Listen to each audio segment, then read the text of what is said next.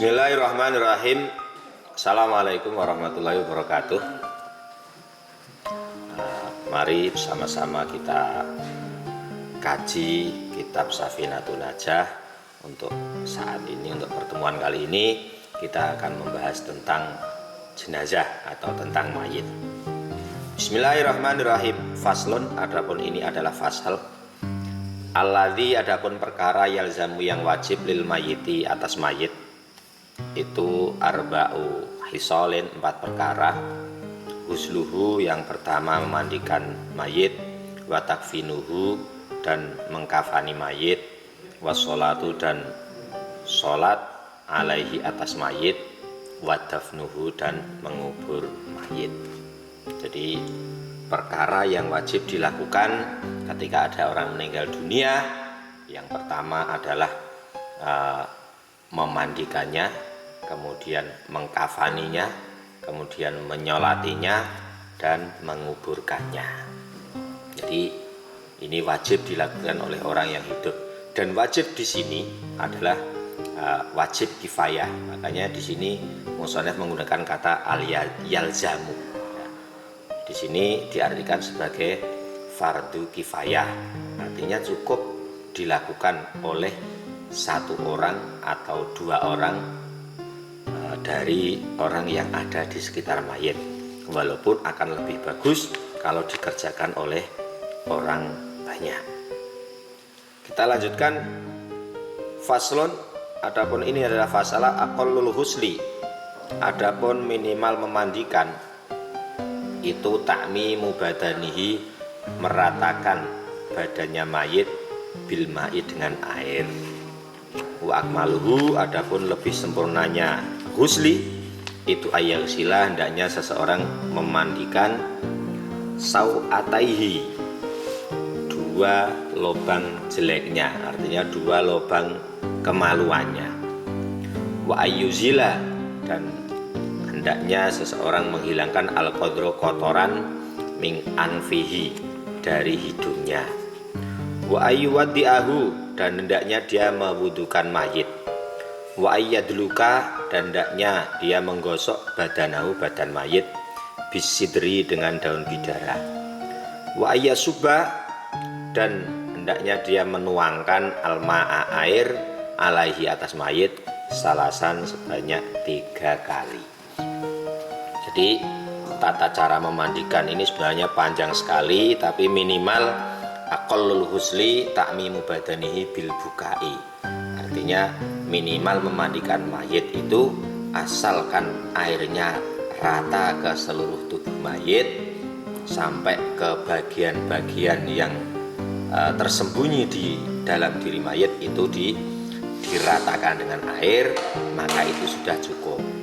Tapi akan lebih sempurna, ya, wa akmaluhu ayyaghsila sau'ataihi, akan lebih sempurna kalau kedua lubang kemaluannya itu dibersihkan sampai bersih dengan cara-cara tertentu, artinya seperti dengan ditekan perutnya pelan-pelan agar kotorannya keluar, kemudian diceboki, dan seterusnya. Ini akan lebih sempurna. Wa ayyuzila al-qadara min anfihi, dan menghilangkan kotoran yang ada di hidungnya, termasuk di sini juga di sela-sela gigi dan yang lain, sampai anggota tubuh mayit ini menjadi bersih. Kemudian setelah itu diwudukan, mayitnya diwudukan. Lah, hukum mewudukan jenazah ini sunat, akan tetapi bagi yang mewudukan itu wajib meniatkan. Ketika mewudukan ini wajib meniatkan, niatnya nawaitul wudu'a al-masnuna lillahi ta'ala. Kemudian wa ayyadluka badanahu, dan hendaknya orang yang memandikan itu menggosok badannya bisidri, dengan daun bidara, atau zaman sekarang bisa diganti dengan sabun. Wa ayyasubal ma'a alaihi salasan, kemudian menuangkan air sebanyak 3 kali. Jadi setelah mayit ini dimandikan sampai bersih, semua kotorannya hilang, terus disiram lagi 1 kali, terus disiram lagi, dan yang terakhir ini nanti dicampur dengan semacam kapur barus atau apa untuk semacam obat serangga, ini agar jenazahnya tidak cepat dimakan serangga. Faslun, adapun ini adalah fasal aqallul kafni, minimal mengkafani, itu saubun, satu pakaian, ya ummuhu, yang mencakup, yang apa itu menutupi mayit. Wa akmaluhu, adapun yang lebih sempurna, atau wa akmalu, adapun sempurnanya kafnu, mengkafani, lirrojuli, bagi laki-laki, itu salah sulafa ifa, 3 lembar. Walil mar'ati, dan bagi perempuan komisun, baju kurung, wa khimarun, dan kerudung, wa izarun, dan nyamping atau kain, walafafatani, dan 2 lapis. Jadi, ini untuk jenazah. Untuk minimal mengkafani yaitu 1 lembar pakaian, 1 lembar kain kafan, ini sudah cukup.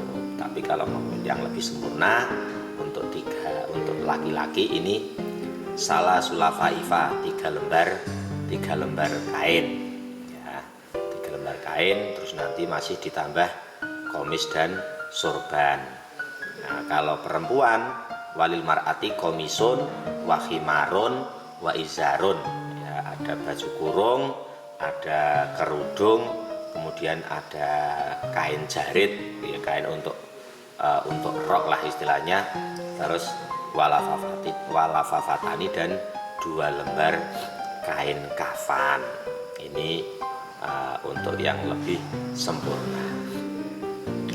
Faslun, adapun ini adalah fasal arkanu sholatil janazati, adapun beberapa rukun sholat jenazah itu sabatun, ada 7. Al awalu, adapun yang pertama itu an-niyatu, niat.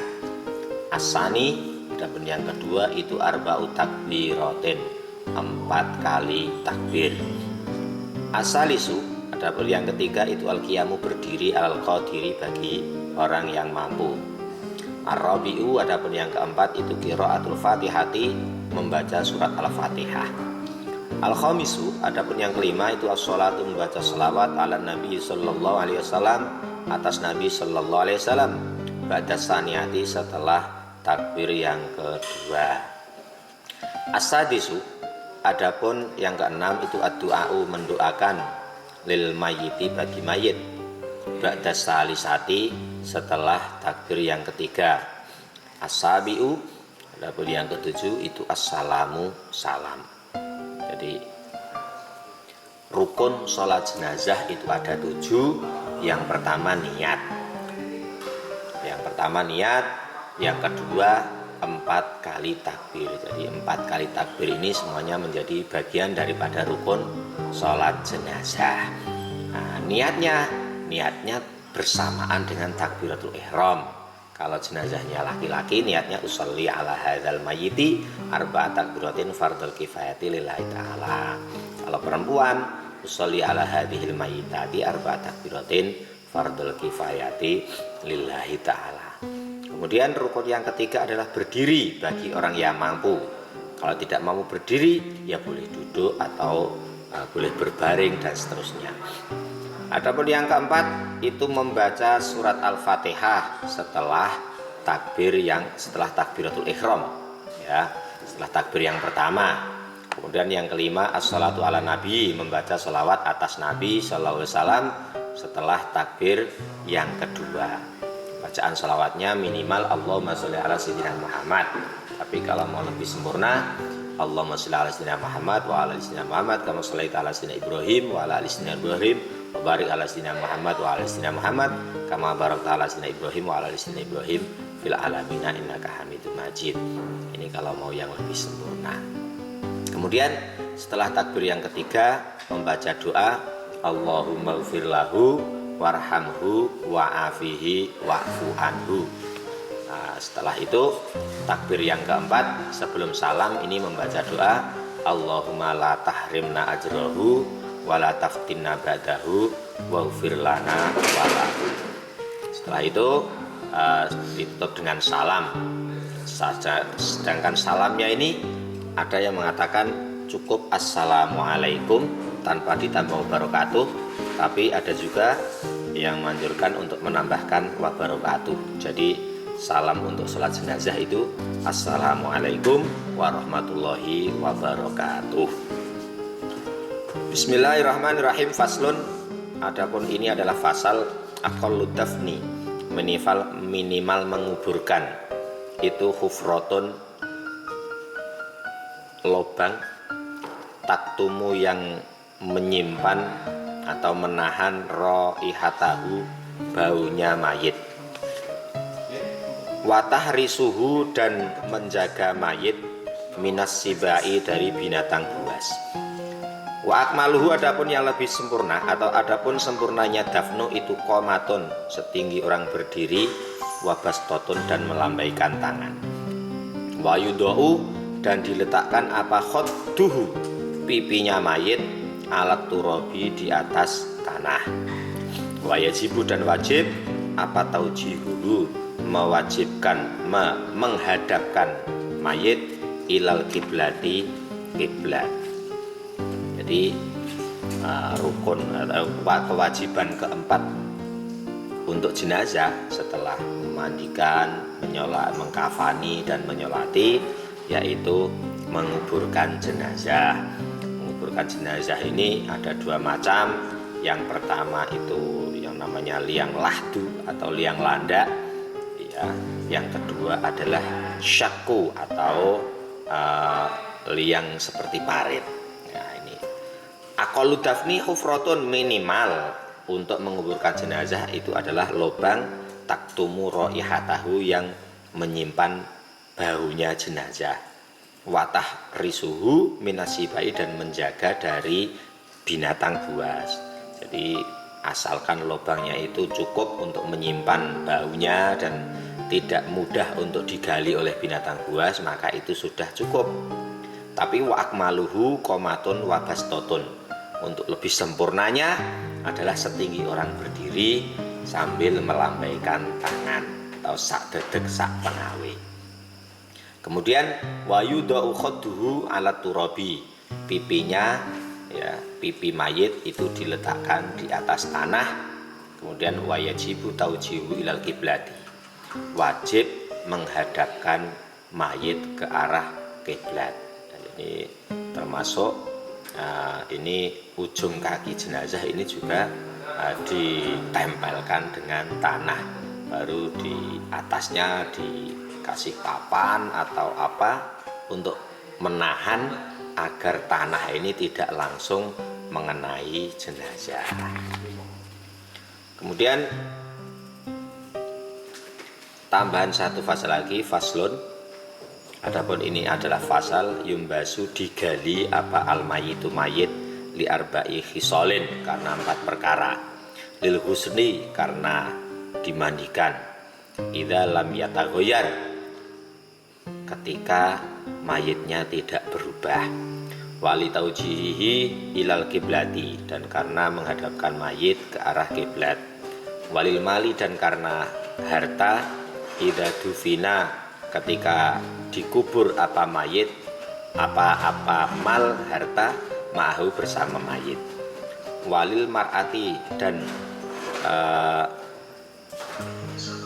karena perempuan, idza dufina, ketika dikubur siapa mayit, apa janinuha, janinnya mar'ah, maha, bersama mayit, bersama mar'ah, wa amkanat, dan dimungkinkan apa hayatu, hidupnya janin. Jadi mayit yang sudah dikubur itu sebenarnya tidak boleh digali, tapi karena ada satu hal, salah satu dari 4 perkara ini dia boleh digali. Yang pertama yaitu lil husli, karena mayitnya belum dimandikan, maka dia harus digali kemudian diangkat untuk dimandikan. Atau mayit itu mandinya tadi memandikannya masih belum benar, sudah mandi tapi dirasakan ada yang belum benar, maka itu boleh digali untuk dimandikan kembali, tapi idza lam yataghayyar, ketika diperkirakan mayitnya ini belum berubah, belum busuk dan sebagainya. Wali taujihi ilal kiblati, dan karena lupa mayitnya tidak dihadapkan ke arah kiblat, nah ini juga harus digali dan dihadapkan ke arah kiblat. Kemudian walil mali idza dufina ma'hu, karena ada harta atau barang-barang yang ketika menguburkan itu, entah itu terjatuh atau sengaja diletakkan, maka ini boleh digali dan diambil barangnya.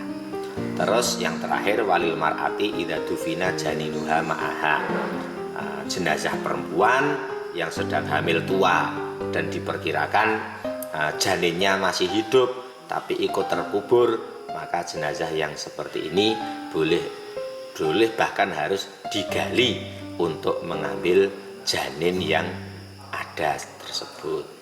Demikian, semoga ini ada manfaatnya, bermanfaat bagi kita semua. Wassalamualaikum warahmatullahi wabarakatuh.